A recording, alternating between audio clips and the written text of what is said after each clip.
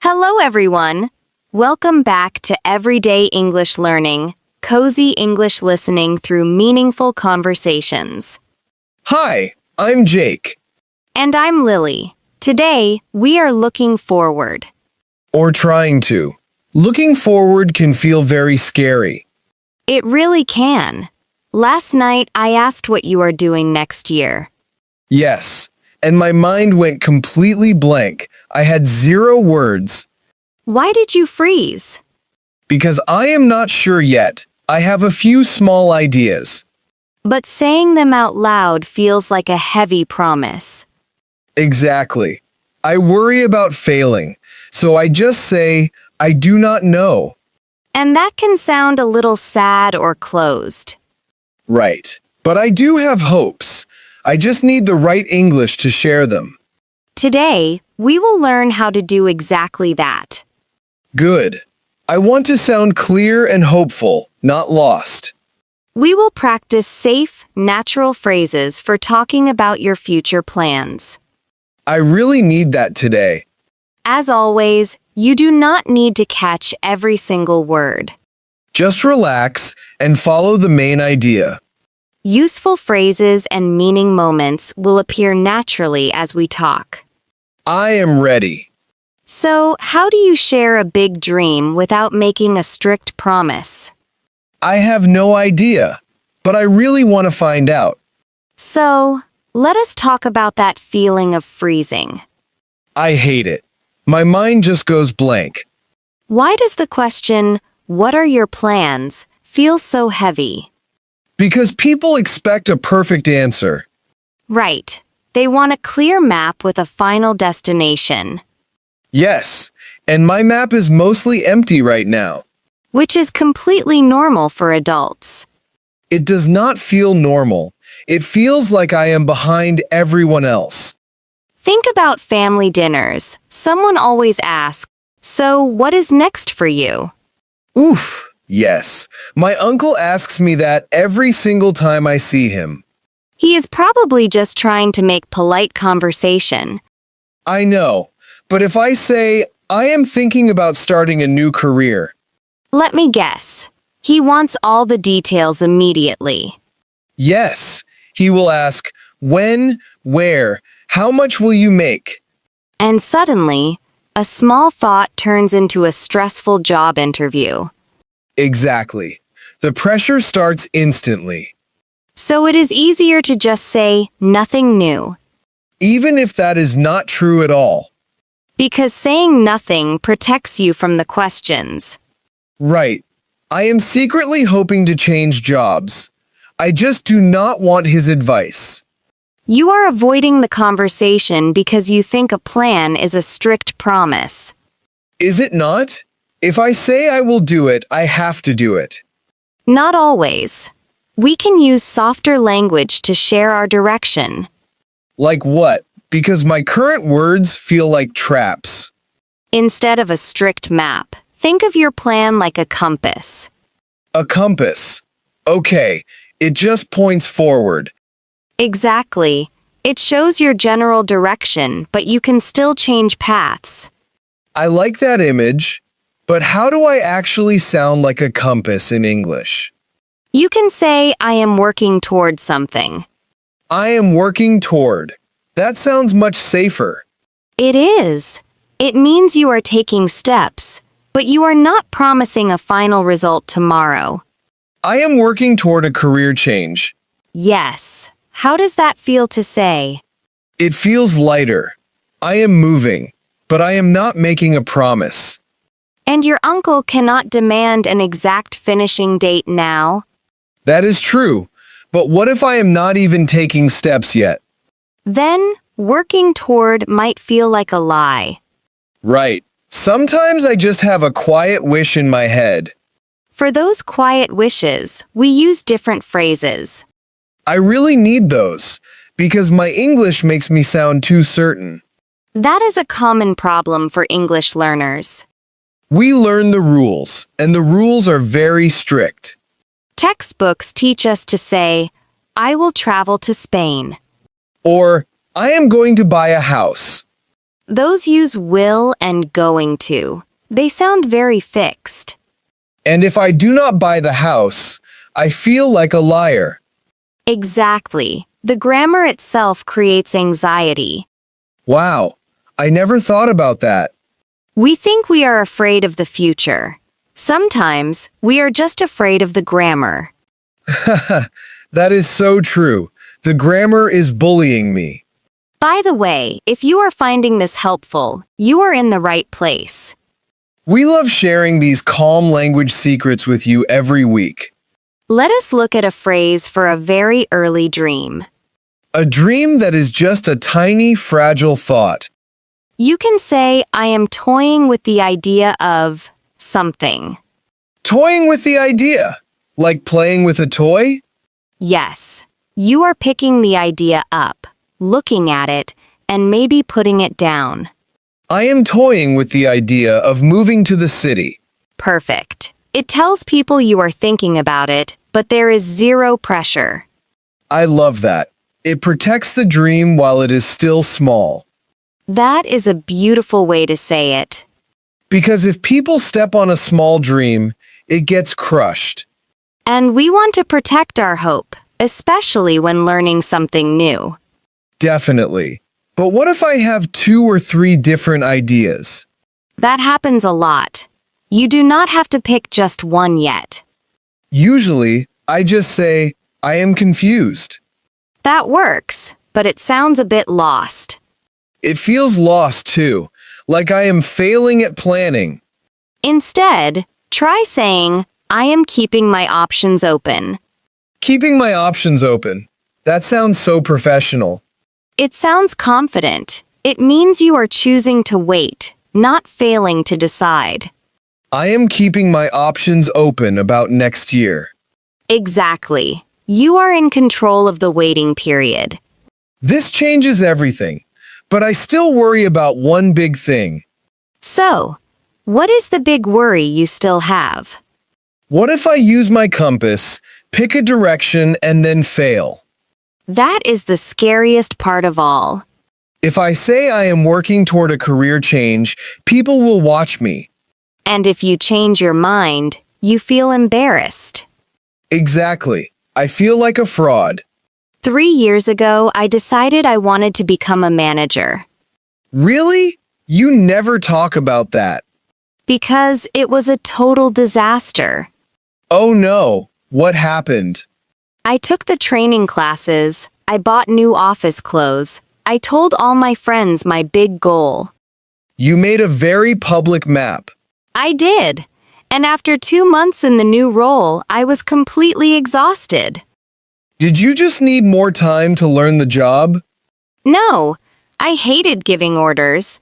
I missed doing the actual creative work. That is a tough realization. It was. I would sit in my car before work, staring at the steering wheel, dreading the day. I know that feeling. Your stomach hurts before you even walk inside. Yes, but the hardest part was not the job itself. It was the embarrassment of stepping down. Because you had to walk back your public promise. Exactly. How do I tell my boss and my friends that I made a mistake? I would want to quit and move to a new city. I thought about it. I felt like a failure. I thought everyone would judge me. Did they judge you? No, most people just said, "Oh, okay, what is next?" They moved on that fast? Yes, we think everyone is watching us closely, but people are mostly worried about their own lives. That is true, but it still feels terrible to say, I quit. So we can use a different phrase. We do not have to say we quit. What do we say instead? We say, I am shifting my focus. I am shifting my focus. I like that. It sounds like a smart choice, not a defeat. It sounds professional. I was focusing on management, but now I am shifting my focus. Exactly. You used your compass, you walked a bit, and you adjusted your path. Like walking into a swamp and deciding to turn left. Perfect image. Turning left is not failing. It is surviving the swamp. But sometimes, I do not want to shift focus. I just want to stop entirely. That is a very honest feeling.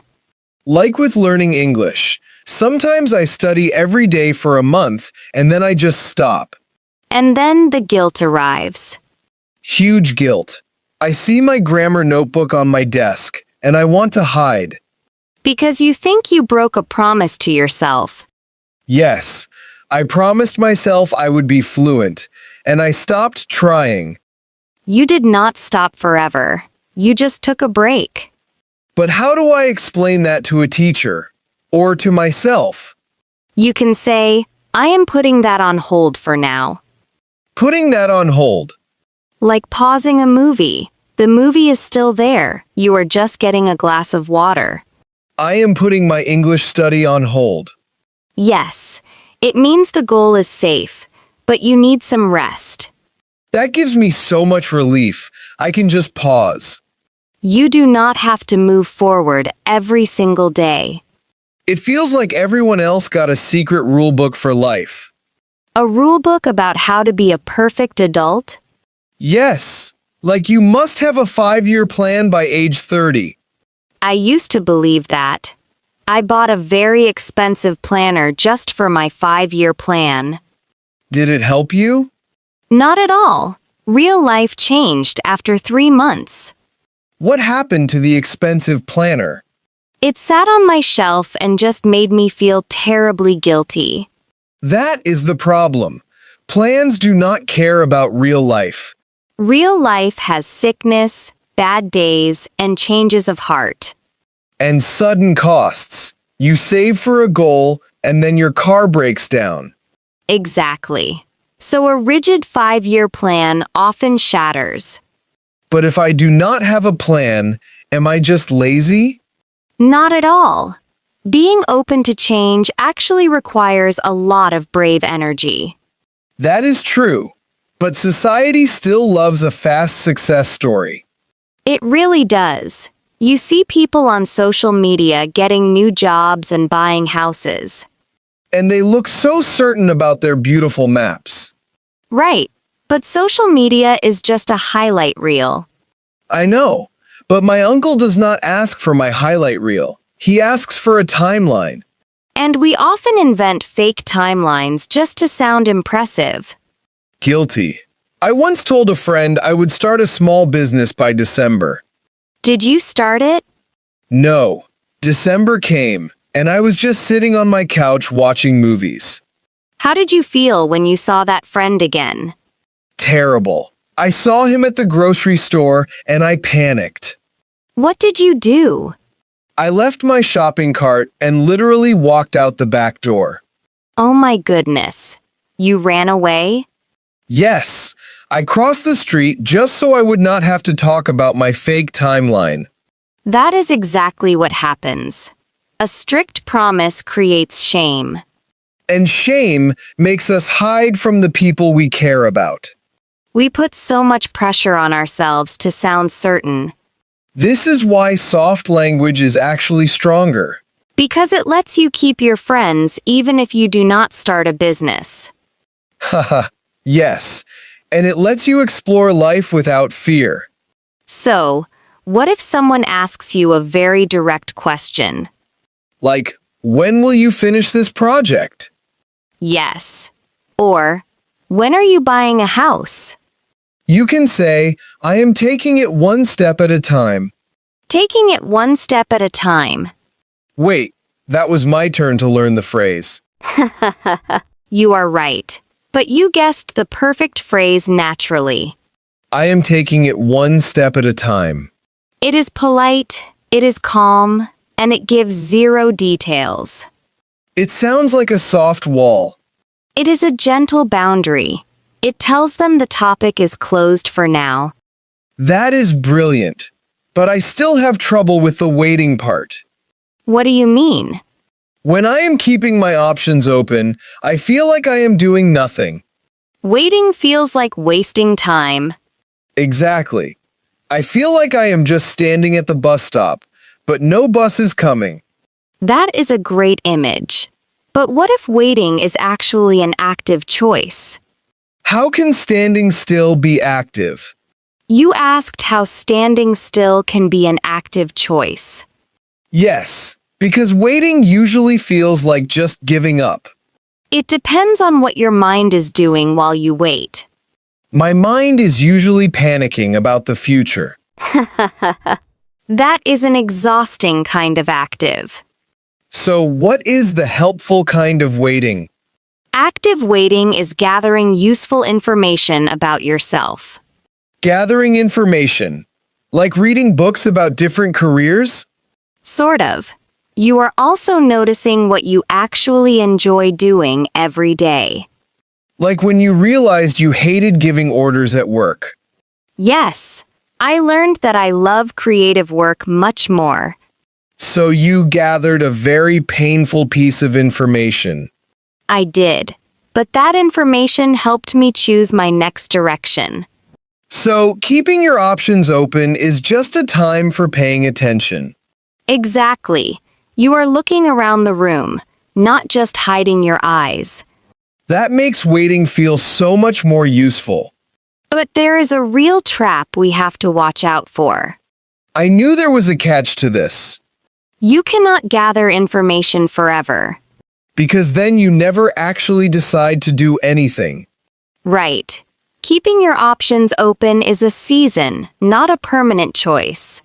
A season. So eventually, the season ends and you have to move forward. Yes. At some point, you have to pick a path.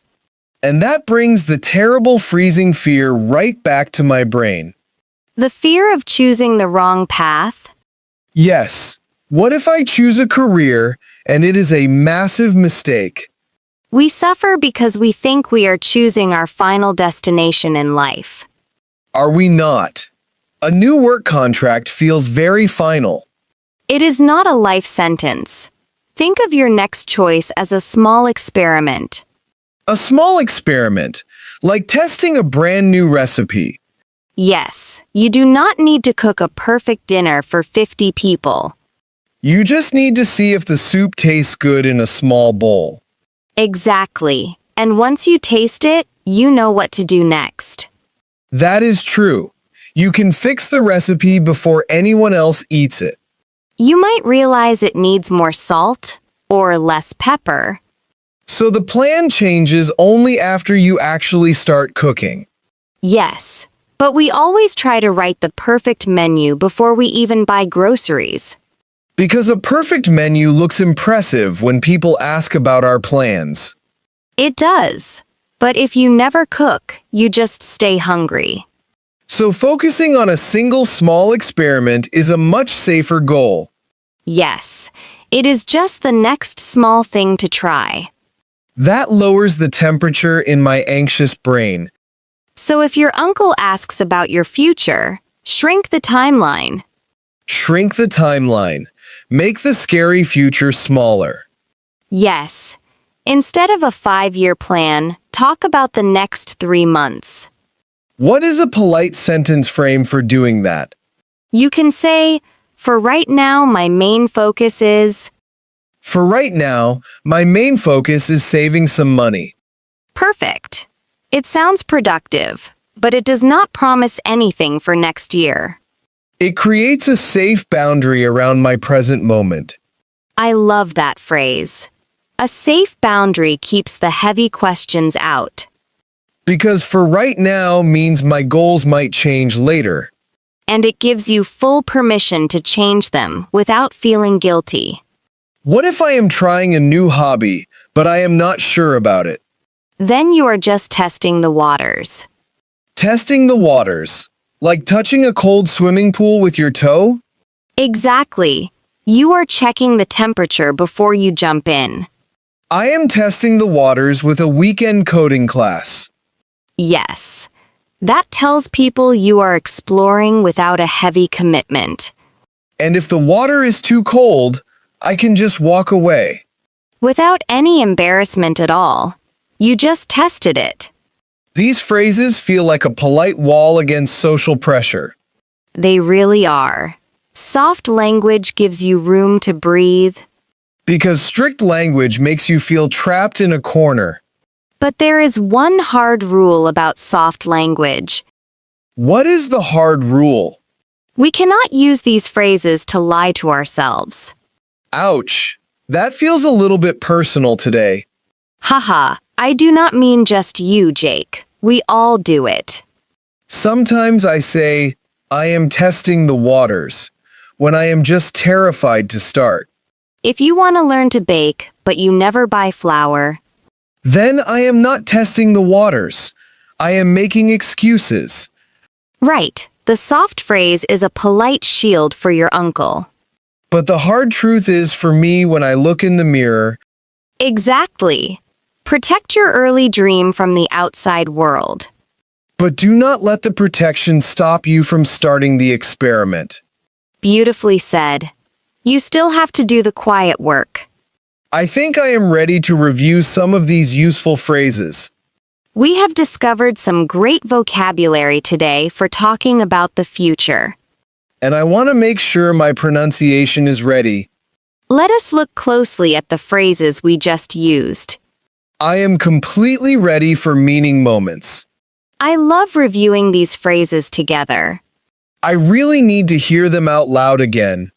Feeling confident with the pronunciation helps lower the social anxiety.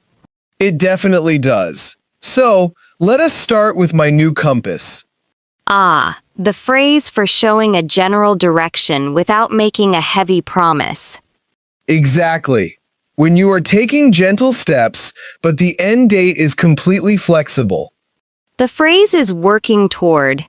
Working toward, Yes, it sounds active, but it gives you plenty of breathing room.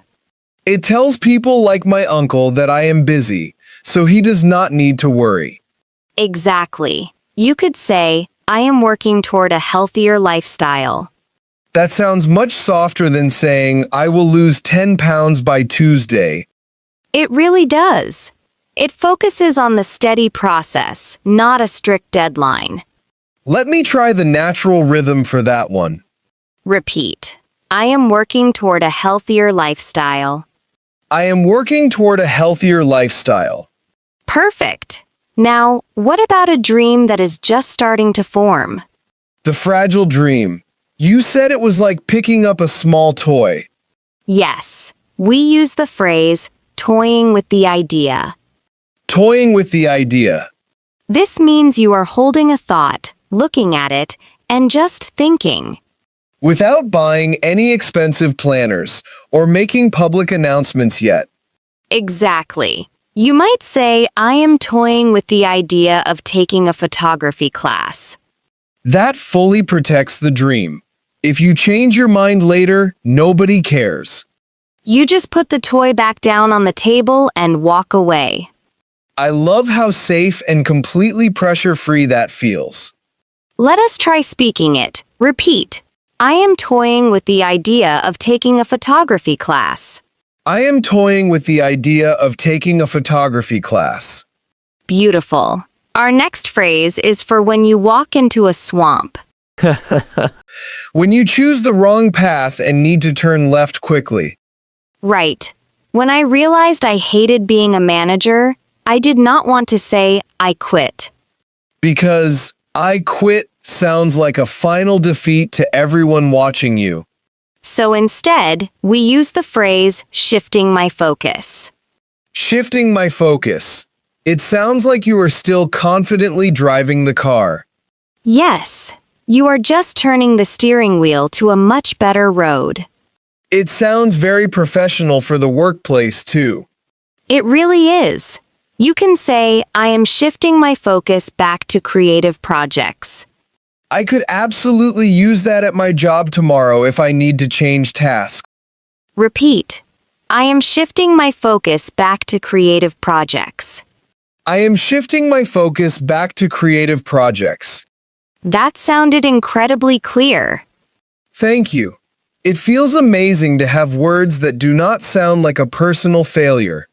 Now, what if you are not changing paths, but you just need to stop walking for a bit. The pause button. Like when my English grammar notebook makes me feel deeply guilty. Yes, you do not have to abandon your language goal completely. I can just use the phrase, putting that on hold. Exactly. Putting that on hold means the project is safely waiting for you in a box. Like pausing your favorite movie to go get a glass of water. That is the perfect way to remember it. The movie is not gone forever. So I can tell myself, I am putting my French lessons on hold for now. Perfect. It gives you full permission to rest without feeling like a fraud. Let me practice that sense of relief out loud. Repeat. I am putting my French lessons on hold for now. I am putting my French lessons on hold for now. Excellent. We have one more great expression from our conversation today. Is it about touching the cold swimming pool? Yes, it is. Testing the waters. Testing the waters. We use this when we want to try a very small experiment in life. Before we commit to cooking a giant dinner for 50 hungry people. Right. You are just checking the temperature with your toe to see if it is comfortable. I am testing the waters with a new weekend coding class. Yes. It tells your friends you are exploring, but you are not locked into a permanent choice. It builds a polite, comfortable wall against all their heavy follow-up questions. Repeat. I am testing the waters with a new weekend coding class. I am testing the waters with a new weekend coding class. You have a whole new toolkit for talking about your future now. I really do. My map is still completely empty, but I finally have a compass. And a compass is truly all you need to take the next brave step forward. I feel much less afraid to see my uncle at dinner next week. That is a huge emotional victory. It really is. I am not failing at life. I am just actively waiting and gathering information. Before we finish today, we have a question for you listening at home. We always love reading your honest answers in the community. What is one small idea you are toying with right now? It does not have to be a big, scary promise. Just share a gentle thought with us in the comments. I might finally tell you about my secret bread baking experiment. Taking one small step is much better than freezing. It really is. A compass is so much lighter than a heavy map. And it gives you full permission to change direction whenever you need to. I feel like I can finally breathe when people ask about my plans. That is the power of finding the right everyday words. I cannot wait to read what tiny ideas everyone is toying with in the comments. I hope we see a lot of safe, fun weekend experiments. Especially if someone else is also trying to bake bread. Thank you so much for joining us at the table today. We always love sharing this quiet time with you. You are doing better than you think. Keep taking it one step at a time. And keep your compass close by. You have been listening to Everyday English Learning. I'm Lily. And I'm Jake. Take care, and we will talk to you soon. Go test the waters this week. You might actually enjoy the swim.